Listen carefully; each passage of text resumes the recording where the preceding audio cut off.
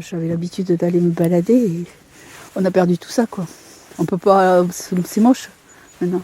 Moi, j'ai vu en 76, en face le rabais de Montjoie. Je ne sais pas si vous voyez la campagne qu'il y a sur Saint-Laurent. J'ai vu tout le massif en feu, mais c'était pas autant. On a mis une vierge dans la montagne qui était un endroit, ça s'appelle Sainte-Léocadie. La vierge est noire, hein. C'était une vierge en plâtre blanche. Là, elle est noire. C'est triste parce que... Mais elle est entière. Hein. Il y a un truc qui me marque, c'est l'odeur là. Nous, on s'est habitués maintenant. Nous, elle ne nous choque plus cette odeur. Mais les gens qui viennent de l'extérieur nous disent ça. Et encore, vous n'êtes pas monté au cimetière. Si vous montez derrière l'église, alors quand vous arrivez au cimetière, vous avez de suite cette... Parce qu'il y a tous les cyprès brûlés, cassés, coupés. Hein. Et là, c'est vrai que ça... Là, vous avez l'odeur. La résine des cyprès, là, c'est très fort en odeur. Nous, on le savait que c'était une bombe à retardement.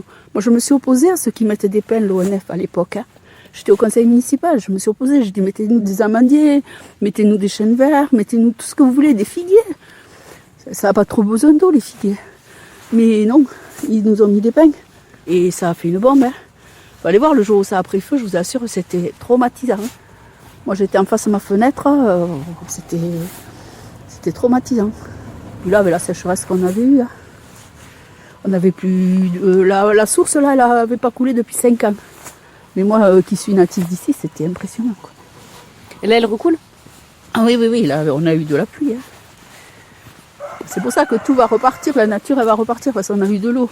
Et là, j'ai ressemé des glands que j'ai trouvés dans la nature. Mais bon, il faudrait un suivi pour faire les chênes. Et il y a 1 semaine et demie en arrière, j'ai vu un sanglier. Donc mine de rien, la vie reprend aussi autour de nous. La première fois que je suis revenue sur le terrain, qu'il y avait de la brume, c'est une sensation très très étrange. J'arrivais même pas à revenir. Je me suis garée en bas avec la voiture, je dis allez zen, il y a les animaux, il faut y aller. J'avais mis la musique, mon téléphone à fond et heureusement qu'il y avait le téléphone et la musique. Hein. Il fallait du bruit. C'était trop silencieux à mon goût. Regardez, avant tout ça, c'était de la garrigue là. Ça c'était vert. Là. Vous voyez, tout, partout. Et là, quand on sort, tout noir. Ça fait 5 mois. 5 mois que dès qu'on sort, ça nous rappelle le 5 août 2025, mauvaise année. Voilà. Et là, jusqu'au printemps, je pense pas que ça change. C'est la catastrophe. Qui voulez-vous qui viennent maintenant en vacances, à part les descendants des gens du village, mais après, un touriste, il va pas venir là, quoi. Même les randonnées en plein été, tout a brûlé sur des kilomètres, 32 kilomètres, vous vous rendez compte. Avant, c'était une randonnée, quoi. Ça reviendra peut-être un jour, mais il faut réfléchir à qu'est-ce qu'il faut faire. Toutes les idées sont bonnes à prendre. Voilà. Le feu n'a fait que faire une pointe d'actualité à un moment donné. Mais considérer, on devrait.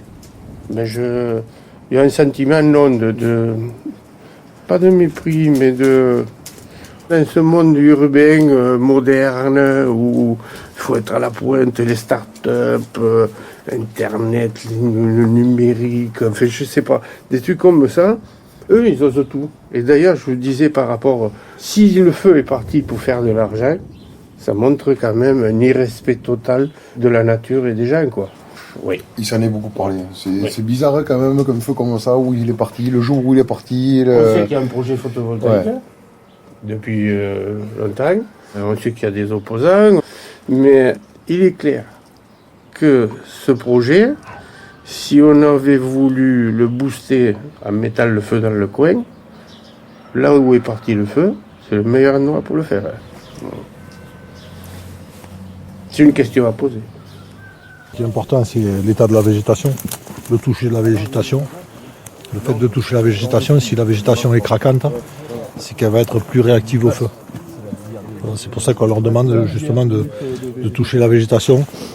Et ensuite, ce qui est important aussi, c'est de gratter un peu la terre. Savoir si la terre est humide. Si elle est humide, c'est très intéressant parce qu'on sait que le feu ne va pas rentrer dans le système racinaire. Si elle est très sèche, le feu va rentrer dans le système racinaire. Et ce qui va se passer, c'est que tout le grain qui est dans le système racinaire il va être brûlé et la terre va rester stérile pendant 2 ou 3 ans. Donc nous, on ne recherche pas la stérilité de la terre. C'est pour ça que quand le sol est trop sec, on ne fait pas de brûlage dirigé. Je m'appelle Daniel Esparza, je vais faire 69 ans.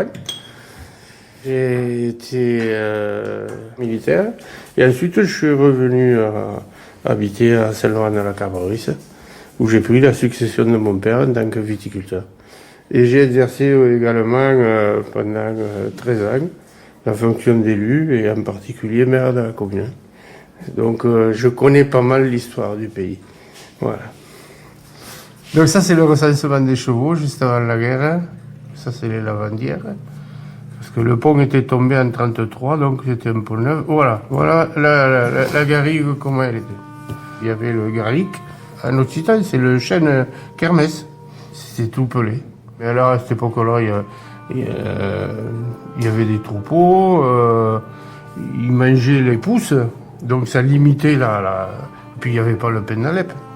Puis il y avait beaucoup de lapins.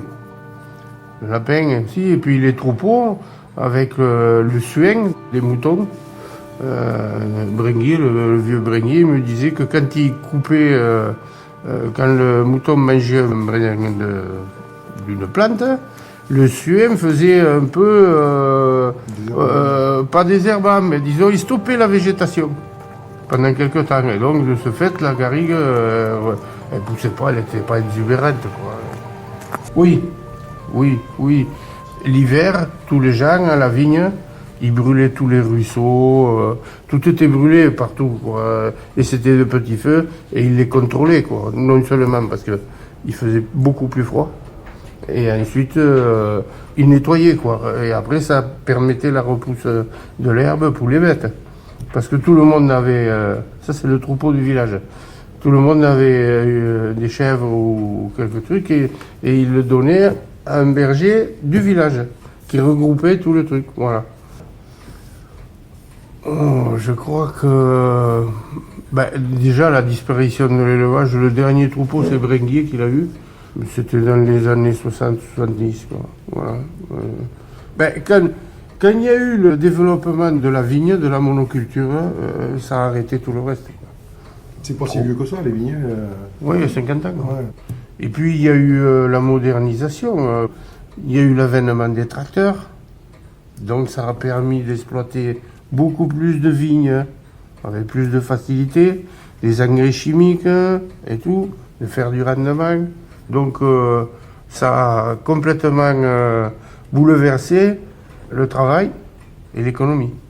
Et le paysage, puisque les meilleures terres ont été plantées en vigne, celles qui produisaient pas beaucoup dans les coteaux, des trucs comme ça, petit à petit ont été abandonnées parce que c'était difficile d'exploiter avec les tracteurs, ou parce que les riches dans le village, ils avaient les meilleures terres. C'était souvent autour du village, des terres plates, faciles à travailler et tout. Et les coteaux, c'était des petites gens, qui en dehors, ils étaient ouvriers chez quelqu'un, et quelquefois le patron d'ailleurs lui prêtait le cheval pour les travailler, parce que le gars, il n'avait pas les moyens d'avoir le cheval, mais il avait une petite vigne, quoi. Ça a commencé dans les années 70. Par la mécanisation. Par la mécanisation, ouais. Quand la disparition des chevaux et tout, l'arrivée des désherbants quand même aussi. Quand l'AOC s'est cassé la figure, voilà. Quand l'AOC s'est cassé la figure, qu'il a fallu faire du rendement pour s'en sortir. Alors, faire du volume. C'est-à-dire que à ce moment-là, moi je me suis installé en 91, je crois, ouais, 91. À ce moment-là, pour faire des sous, il fallait faire beaucoup d'hectos. Voilà, et pour faire beaucoup d'hectos, il faut replanter, même avec des cépages nouveaux, des trucs comme ça, et c'est à ce moment-là qu'on arrivait à un équilibre financier, quoi. Voilà, mais la mécanisation permettait de travailler. Moi, j'ai travaillé 31 hectares tout seul. On vendangeait à la machine et tout. C'était beaucoup plus facile. On mettait des engrais chimiques on boostait la vigne. Les vignes n'étaient pas plantées pour 100 ans, elles étaient plantées pour 20 ans. Voilà, quoi. Et il fallait produire pour faire des sous, quoi. Oui. Après, et c'est l'arrivée du pain d'Alep qui a complètement dénaturé. C'est plus de la garrigue, quoi. C'est une pinelle. Et ces feux, ces petits feux qu'il y avait par-ci par-là dans le coin, ont permis le développement du pain d'Alep parce que le pain d'Alep a une faculté, je crois que chaque pomme de pain, là il faudrait prendre des spécialistes, hein, mais je crois qu'après le feu, la pomme de pain, dans les 8 jours, elle éclate et elle envoie des graines de partout et c'est celui qui pousse le plus vite, quoi. C'est ça qui a brûlé en fait. Ah, mais il n'y avait que ça, quoi. Il n'y avait que ça. C'était vert, c'est joli. Mais bon, après, tout n'est pas négatif dans le pain d'Alep. Moi, je me suis rendu compte cette année, après le feu. On a eu une deuxième vague de canicule, mais on ne l'a pas supportée comme la première, parce qu'en fait, il n'y avait plus d'ombre. Et là, ça tapait. Donc, c'est bien d'avoir des arbres, mais il faut les entretenir. Là, toutes ces vignes-là, à l'époque, c'était exploité. Là, vous voyez, là, il y a cette vigne qui est exploitée, là. Et bien, regardez, le feu s'y arrêtait. Ce champ-là, c'est pas exploité. Ça fait longtemps que ça a été arraché. Et c'est des champs qui sont laissés en friche. Le résultat du côte, tout a cramé. Et le feu était incontrôlable. Là, je vais vous faire voir, là, de là-haut, là, vous verrez là, tout ce qui était une zone pastorale à l'époque. C'était pelé, il n'y avait pas un pain. C'était.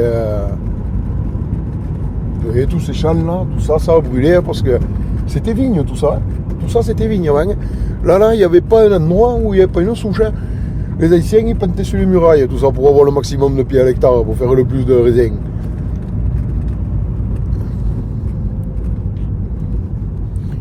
Là, on va s'y arrêter, là, vous allez, on va descendre, vous allez le voir. Là.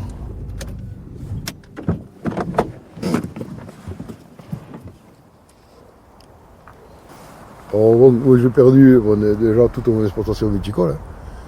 Hein. Les vignes, en partie brûlées et après échaudées, c'est pas du vin pour la consommation après. Hein. Donc, déjà toute mon exploitation, j'ai perdu une partie du matériel qui a brûlé et après il y a mon âme aussi qui a brûlé, mon cœur aussi qui a brûlé. Et là on a un point où maintenant, comme je vous disais, je suis la 3e génération et puis je ne le retransmettrai pas parce qu'avec les années de sécheresse, la conjoncture actuelle et tout ça, financièrement on ne peut pas tenir, hein. On n'a pas la planche à billets encore, hein, malheureusement. Mais je suis obligé de tout arracher. Et là, je me lance dans une diversification en élevage de porc. Ben, tout ce que je vais arracher, je vais tout labourer, tout semer, faire en sorte que je puisse ramener une économie sur le village.